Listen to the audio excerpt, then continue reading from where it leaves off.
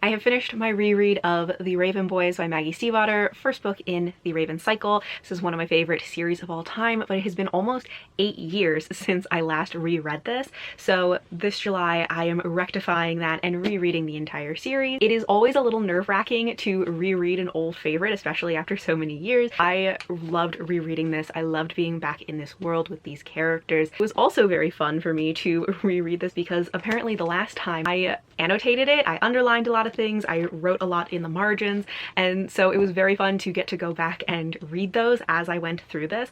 A lot of my annotations are just me speculating about what Enneagram type I think the characters are, but some of them were also more like larger observations about the characters, which, you know, if I do say so myself, I thought they were interesting. So I guess I'm glad that I'm still entertained by my own thoughts about this book. But it also is really fun to go back to the beginning of a series because the way that these characters live in my mind are the way that we leave them at the end of the final book. And so to go back to the beginning before they have, you know, gone through their character arcs, it just is so interesting to see like how they started. But I do want to discuss some things about this book. The first character I want to talk about is Blue, because one of the things that I noticed so much about Blue in this book is how keenly observant she is of the other characters. And this does serve the narrative really well because it allows us to have greater insight into the characters through her eyes.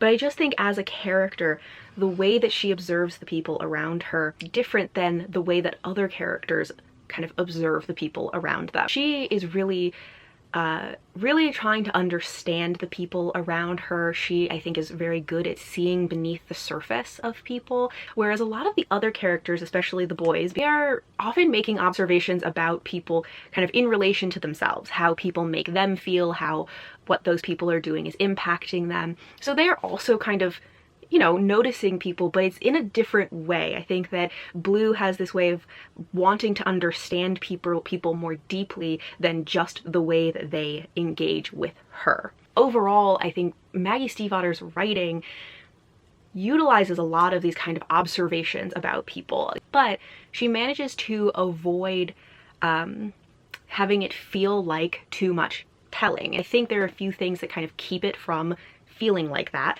One is that we get so many of those observations through the eyes of the characters. The other thing that I think stops it from feeling like it's too much telling is that a lot of the observations come in the form of similes or metaphors, and so there is still this degree of interpretation that is left to the reader. I also want to talk about Adam and Gansey, but I think I'm running out of time and I'm gonna have to do a part 2.